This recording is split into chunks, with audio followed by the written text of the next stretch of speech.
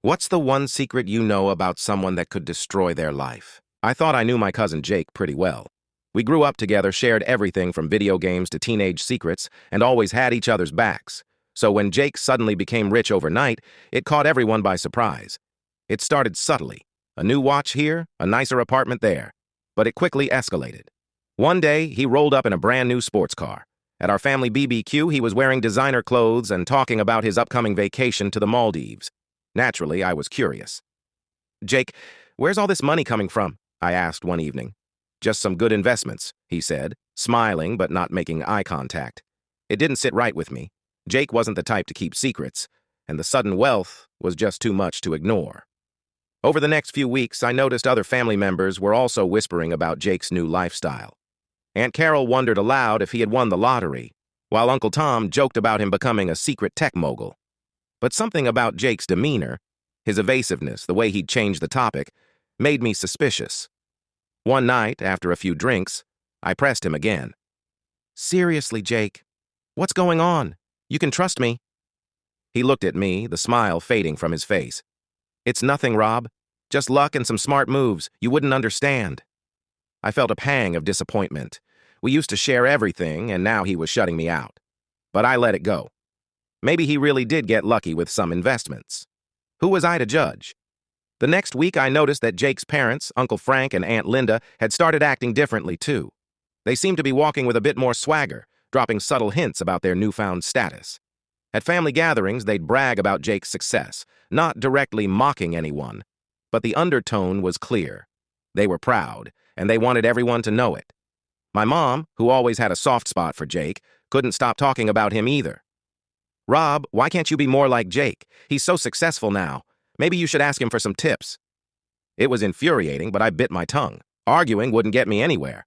I focused on my own life, distancing myself from Jake and his parents as much as possible, but it was hard to ignore their constant reminders of how well Jake was doing. Then one day, Jake came over to my place. I hadn't seen him in a while, and I hoped maybe he'd open up to me. But when he walked in, it was like I was looking at a different person. He had an air of arrogance about him, and the way he talked was almost condescending.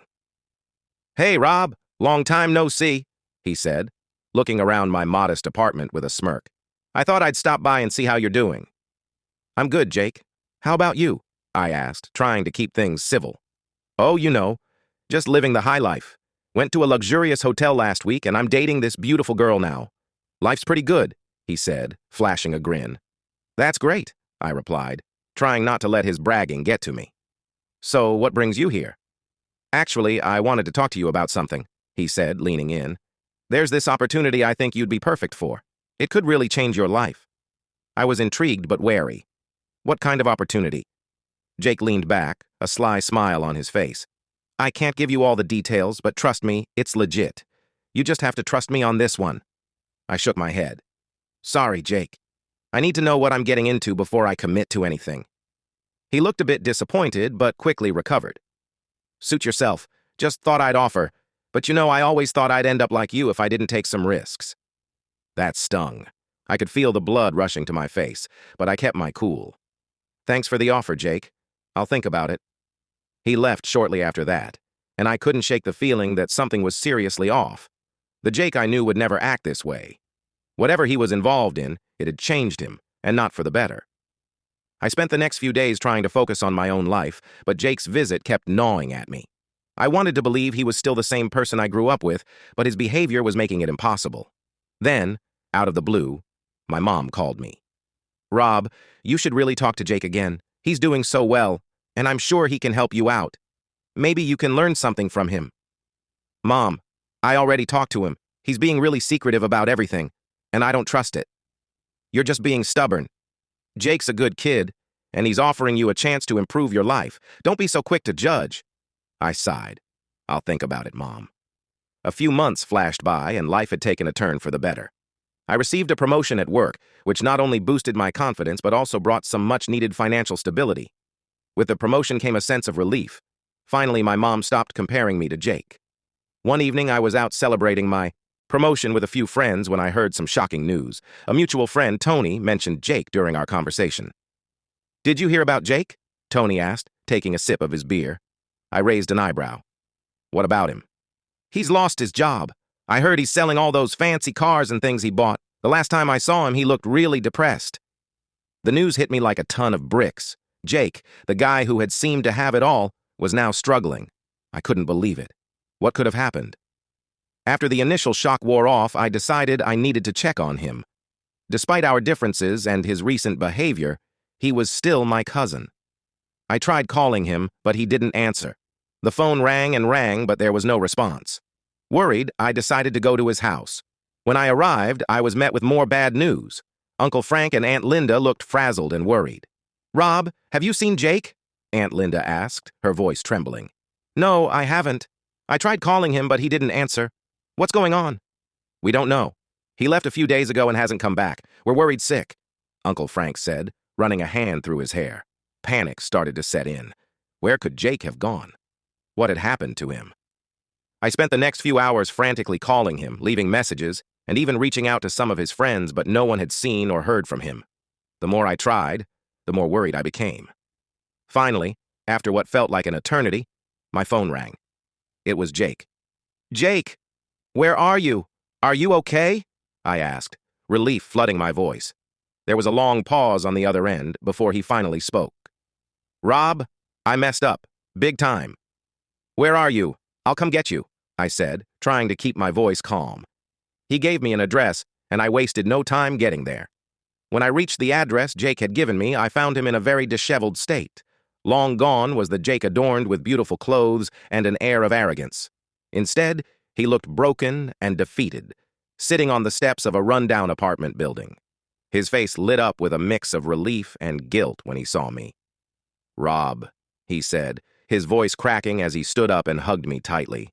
He started to cry, and I could feel his body trembling. I patted his back, trying to offer some comfort. "It's okay, Jake. I'm here. We'll figure this out." After a few minutes, his sobs began to subside, and I guided him to sit down again.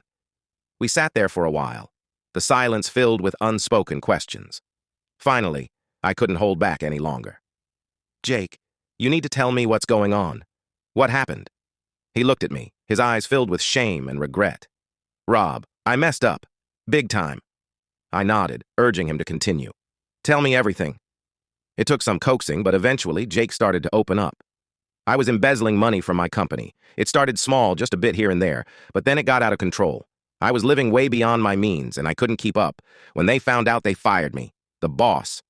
He was kind enough to give me a chance to return all the money I stole, but if I don't, he'll call the cops on me." I was stunned. Embezzling? It was worse than I had imagined. "Jake, how could you do something like that? You had everything going for you." He lowered his head, tears streaming down his face again. "I know, Rob. I got greedy. I thought I could get away with it. I'm so sorry." I wanted to yell at him, to shake some sense into him, but seeing the tears in his eyes, I couldn't bring myself to do it. Instead, I took a deep breath and asked, "How much do you owe?" He told me the amount, and my heart sank. It was a lot, more than I had in savings. But I couldn't let my cousin go to jail. I couldn't bear to see him destroy his life completely. "I'll help you," I said, my voice firm. "I'll use my personal savings and bonuses. We'll get through this." Jake looked at me, his eyes wide with gratitude and disbelief. "Rob, you don't have to do that. I can't ask you to do that." "I'm not asking. I'm telling you. We're family, Jake. We'll figure this out together." I transferred the money to Jake, using up nearly all of my savings. It was a huge sacrifice, but I couldn't see any other way. Touched by my gesture, Jake promised to return the money when he earned it back. I just nodded, hoping he would find a way to get back on his feet. Jake managed to return the money, and his boss kept his word, not involving the police. Instead, Jake was blacklisted from his industry, which made finding a new job difficult. But he didn't give up. With determination and hard work, Jake eventually secured a good job and started to rebuild his life. He even created a few software programs that sold well, helping him pay off all his debts. True to his word, Jake paid me back with interest. The ordeal had been a nightmare, but one good thing had come out of it. We became close again.